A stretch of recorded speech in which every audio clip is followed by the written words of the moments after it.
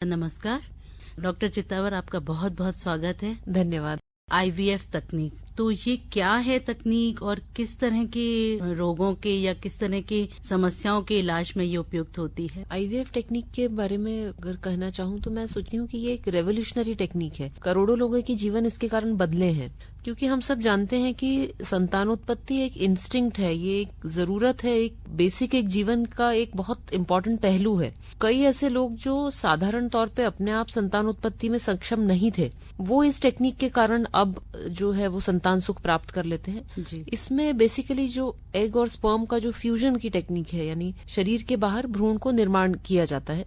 2 या 3 दिन तक उसे कल्चर किया जाता है और फिर वापस यूट्रस के अंदर उसे अपन स्थानांतरित कर देते हैं। किसी कारण से यदि शरीर के अंदर ये जो प्रोसेस नहीं हो पाती, ऐसे दंपतियों में ये टेक्निक का इस्तेमाल किया जाता है। जी, तो आईवीएफ का शाब्दिक अर्थ अगर हम जानना चाहें तो क्या है? आईवीएफ एक शॉर्ट फॉर्म है in vitro fertilisation. In vitro यानी शरीर के बाहर। तो जब शरीर के बाहर फर्टिलाइजेशन यानी कि निषेचन की जो प्रक्रिया होती है, जिसमें एग और स्पर्म आपस में फ्यूज होके एक भ्रूण का निर्माण होता है, यही जीवन की शुरुआत है। और ये आमतौर पे शरीर के अंदर फेलोपियन ट्यूब्स में होती है। जी।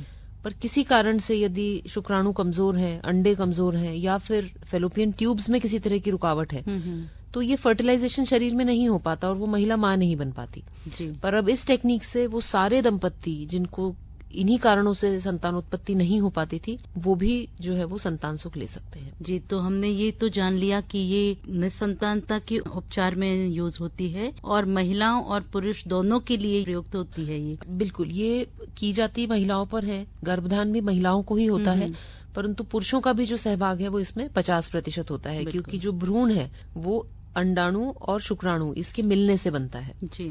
तो इलाज में भी दोनों का ही भागीदारी होती है। डेफिनेटली गर्भधान जैसे मैंने कहा वो महिला का होता है, परंतु इस पूरी प्रोसेस में दोनों पति पत्नी का जो है वो समावेश होता है। जी, अच्छा बताया, क्योंकि यूजुअली ये माना जाता है कि महिलाओं की जिम्मेदारी है संतान होना, या जब संतान नहीं होती है तो विशेष रूप से महिलाओं को ये कहा जरूर जाता है संतान क्यों नहीं हुई, या बहुत लोग पूछना शुरू कर देते हैं। और हम ये जानना चाहेंगे कि इसके कितने स्टेप्स होते हैं, किन किन चरणों में होता है, कैसे पता लगता है कि किसी व्यक्ति में कौन सी कमी है? देखिए, जब भी कोई दंपत्ति 1 साल तक निरंतर कोशिश कर रहा है और वो महिला गर्भवती नहीं हो पा रही, तब सही समय है जब आपको संतानहीनता विशेषज्ञ के पास जाके अपना टेस्ट कराने चाहिए। जी।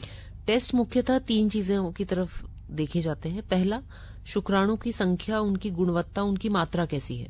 दूसरा जो महत्वपूर्ण टेस्ट है वो गर्भाशय सही है कि नहीं, अंडाशय बराबर काम कर रहे हैं कि नहीं, हर महीने एग फॉर्मेशन की प्रोसेस बराबर हो रही है कि नहीं। और तीसरी और बहुत महत्वपूर्ण बात है फेलोपियन ट्यूब्स। ये जो नलियां होती हैं ये गर्भाशय के दोनों तरफ होती हैं और इसी के अंदर फर्टिलाइजेशन होता है। तो कोई नली में कोई रुकावट तो नहीं है, ये भी इस टेस्ट में देखा जाता है। जी। टेस्ट के उपरांत हमें पता चल जाता है कि किस लेवल पे दिक्कत आ रही है और उसके अनुरूप जो है वो फिर आगे का इलाज चलता है। उपचार होते हैं। जी, तो किस तरह से इसमें ट्रीटमेंट दिया जाता है? क्या इंजेक्शन के थ्रू, या जिनको बहुत ज्यादा तकनीक की जानकारी नहीं है, मेडिकल तकनीक की, वो ये जानना चाहेंगे कि ये ट्रीटमेंट किस तरह से किया जाता है? सबसे पहले तो मैं यही श्रोताओं को बताना चाहूंगी कि 80% केसेस में यदि आप समय पे डॉक्टर के पास जाते हैं तो टेस्ट ट्यूब बेबी की आवश्यकता नहीं पड़ती। जी हाँ, आजकल कुछ ऐसे भी लोगों का सोच बन गई है कि यदि संतानहीनता है तो अब आईवीएफ ही होगा। 80% केसेस में यदि आप समय पे आ जाते हैं तो जो कारण है उसका दवाइयों से, लेप्रोस्कोपी के द्वारा निवारण करके नेचुरल या मिनिमम टैबलेट्स या मिनिमम ट्रीटमेंट से ट्रीटमेंट किया जाता है। जी। यदि समस्या थोड़ी गंभीर है, दवाइयों से ठीक नहीं हो रही, फिर जो है हम आईवीएफ टेक्निक की तरफ जाते हैं और इसके 3 चरण होते हैं। जी।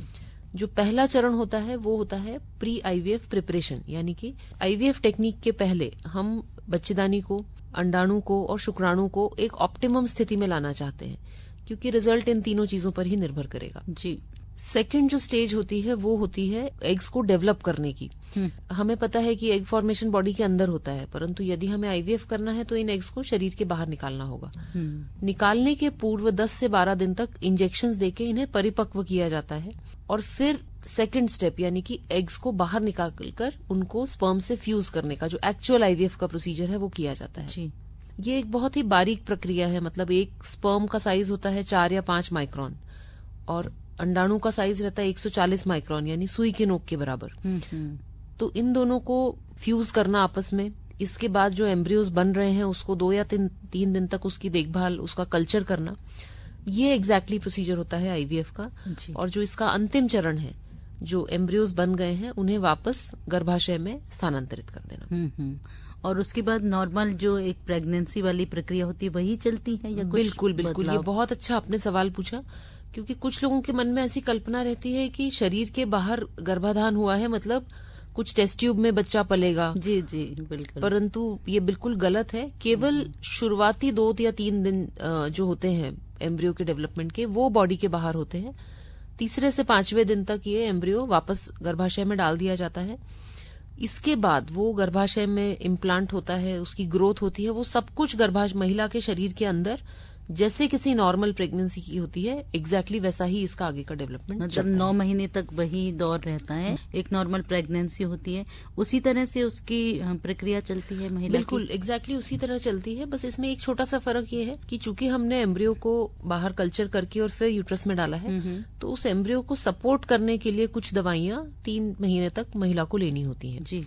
दूसरा इसका पहलू ये भी है कि हमारे देश में जब तक महिला आईवीएफ की स्टेज तक आती है तब तक कई बार एज ज्यादा हो चुकी रहती है, कुछ और medical problems, blood pressure, sugar, thyroid, ये हो जाता है। तो इसके कारण जो जटिलताएं एक नॉर्मल प्रेगनेंसी में आ सकती हैं, जी। वो कभी कभी आईवीएफ प्रेगनेंसी में देखी जाती हैं, पर ये आसानी से उपचार इसका हो सकता है और प्रेगनेंसी में अधिकतर केसेस में ऐसी कोई अड़चन नहीं आती। जी, मतलब इसे कि सामान्य प्रक्रिया माना जा सकता है। अगला मेरा प्रश्न यही है कि किस उम्र से कितनी उम्र तक की जो महिलाएं हैं उनमें ये प्रयुक्त हो सकती है पद्धति? हाँ, इसके बारे में सरकार ने एक नया बिल पास किया है, इसको एआरटी बिल कहते हैं। ये जनवरी 31, 2022 से अब कानून बन गया है।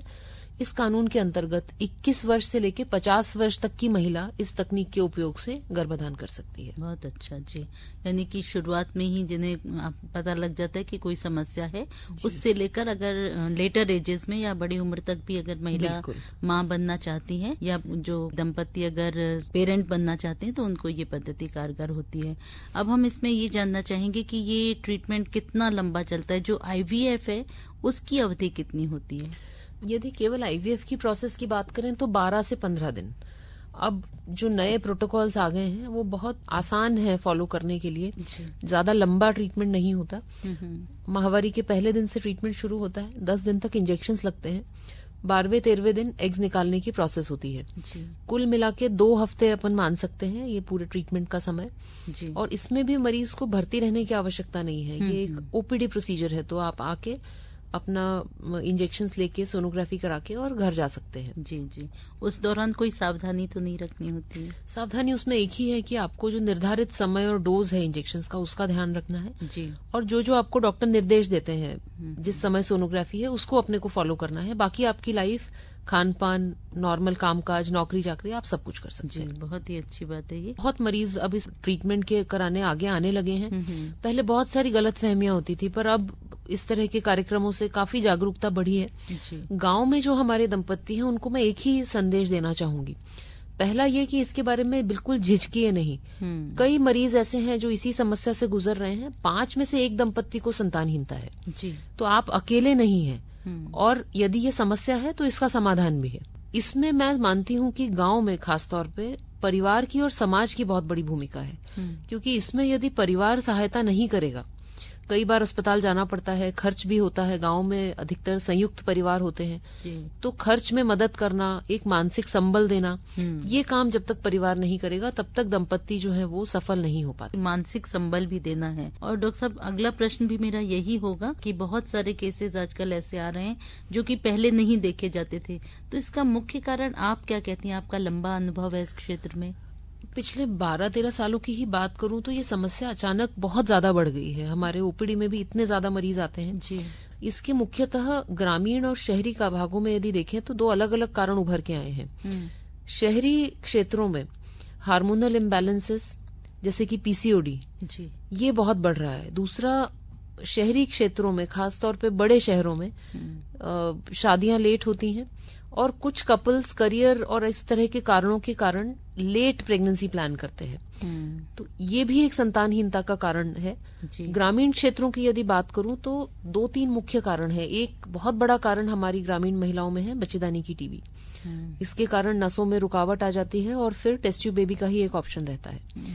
पुरुषों में भी जो संतानहीनता बढ़ रही है, गुटखा तंबाकू का सेवन, खेतों में खलिहानों में बहुत ज्यादा पेस्टिसाइड्स का जो यूज होता है, इन कारणों से गांव में भी आजकल संतानहीनता का प्रतिशत जो है, खासतौर पे पुरुषों में संतानहीनता बहुत बढ़ती जा रही है। और साथ ही साथ शराब का सेवन, रात में देर रात तक जगना, बहुत गर्म टेम्परेचर का एक्सपोजर, स्मोकिंग, ये सारे जो आधुनिक जीवन के साथ में आती हैं चीजें, ये भी संतानहीनता को कंट्रीब्यूट कर रही है। जी। अब हम आपसे कुछ और ऐसी बातें जानना चाहेंगे जो निसंतानता और IVF ट्रीटमेंट के बारे में आवश्यक है। देखिए, इसमें 3 चीजें बहुत आवश्यक हैं। सबसे पहला ये समझिए कि ये एक परिस्थिति है जिसके कारण जो अंदर शरीर में प्रक्रिया होनी चाहिए वो नहीं हो पा रही है। जब हम इसका इलाज करेंगे तो इसमें 100% गारंटी की अपेक्षा मत रखिएगा।